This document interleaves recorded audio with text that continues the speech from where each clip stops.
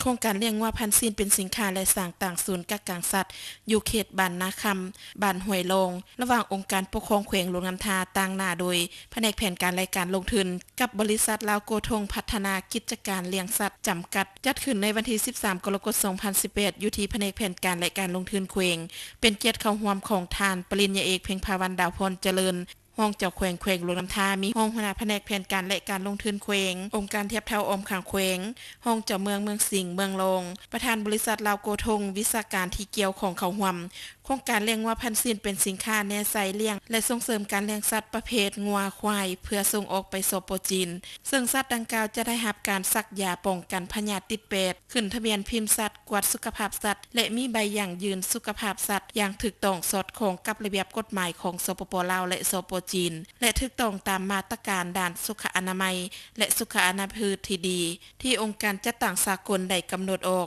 พร้อมเดียวกันฝ่ายบริษัทยังเห็นดีจะประกอบส่วนเสริมขยายเวียกงานร่วมมือระหว่างลาวจีนในการป้องกันและควบคุมพยาธิสัตว์ข้ามแดนรวมทั้งการสร้างเขตปลอดพยาธิปากเปื่อยลงเล็บอยู่ภาคเหนือของสปปลาวที่ได้ริเริ่มจัดตั้งปฏิบัติร่วมกันอย่างต่างหน้าแล้วโครงการดังกล่าวจะได้สร้างศูนย์กักขังสัตว์และสร้างฟาร์มเลี้ยงงัว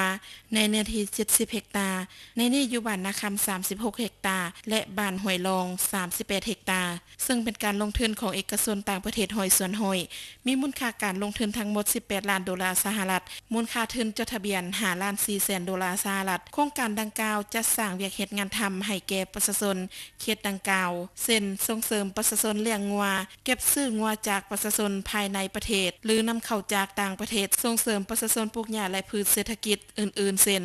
สาลีมันต้นเพื่อเป็นส่วนผสมอาหารสัตว์โดยมีอายุสัมปทานเป็นเวลา30ปี